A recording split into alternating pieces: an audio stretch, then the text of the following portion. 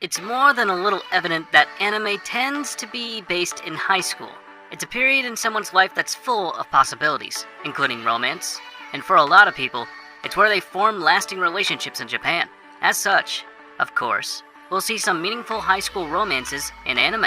Some high school romances last a lifetime, so today, we're going to take a look at some anime where the popular girl falls in love with the unpopular guy. At number 10, we have Rail Wars.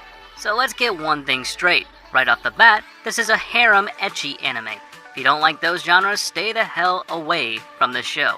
So moving on, the lead characters are all pretty generic.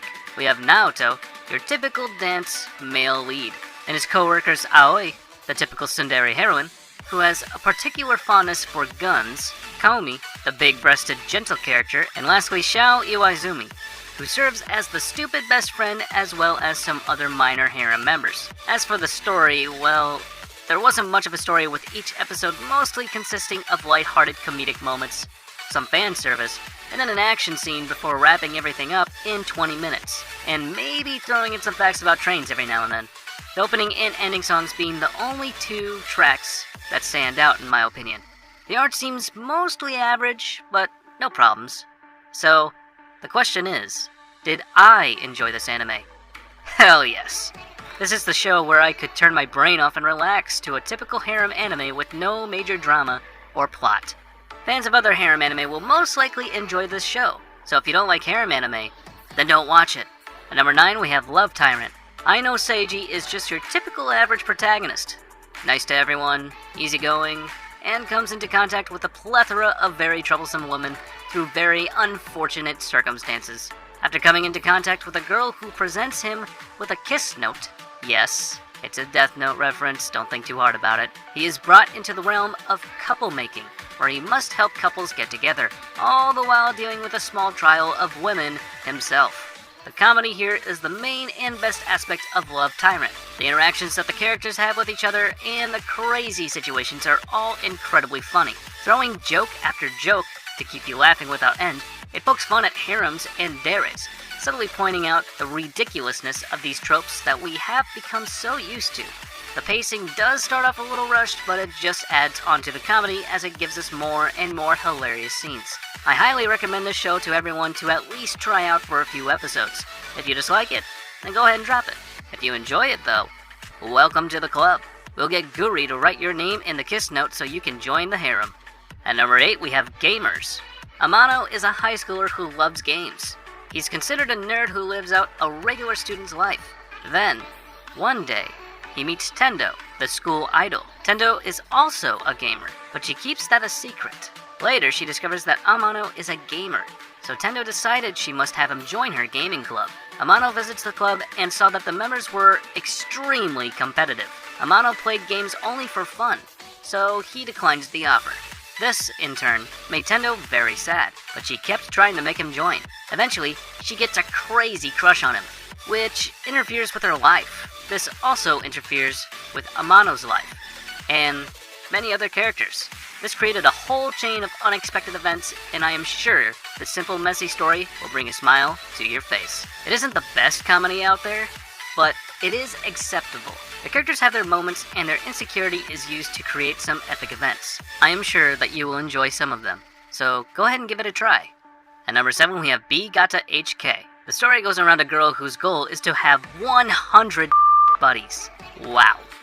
Yeah. So, the girl starts to look for partners, then she sees a guy, a normal guy, who buys a dictionary from a bookstore. Nothing special.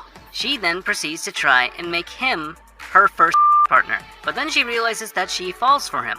What? Most people would probably shrug the show off as, "Are you serious?" Or, "Wow, what perverts."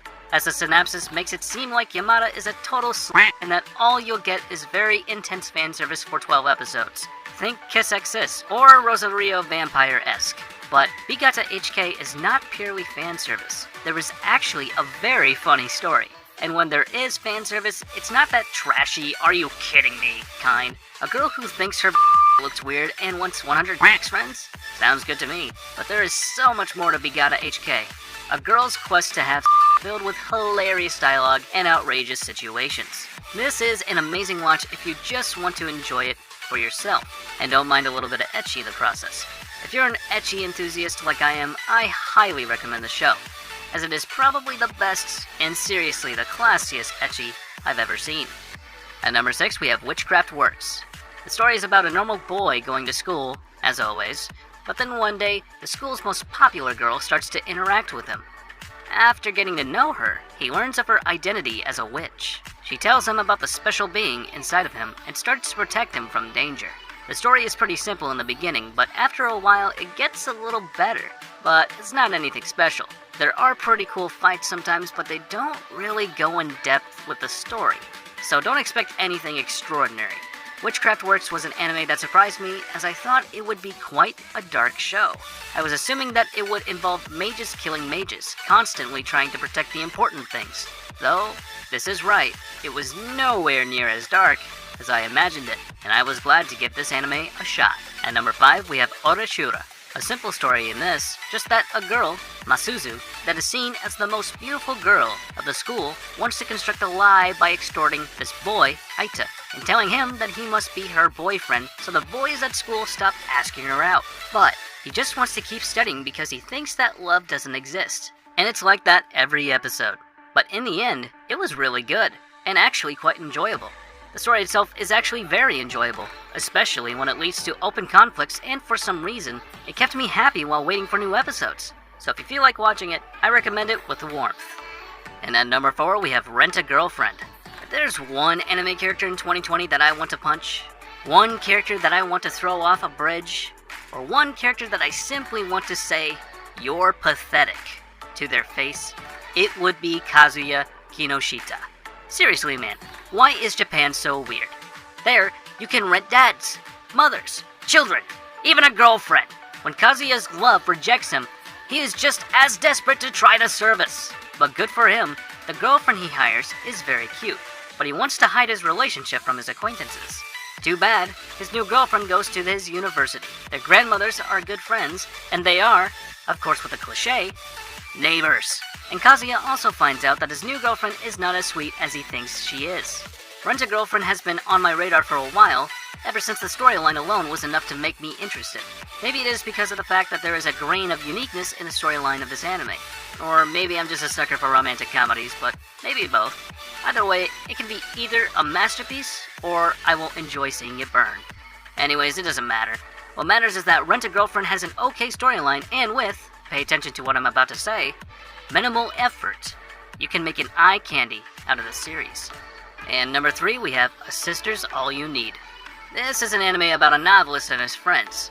I was expecting your average Imouto-loving trash from the title and the first couple minutes of the first episode, but boy, was I surprised. Instead, it explores the world of writing light novels through an Imouto-loving writer and his friends. Despite not being what I expected, I fell in love with this anime. It was comical to the point where I was laughing out loud, but it was also balanced with realness and depth that made all the characters lovable to me.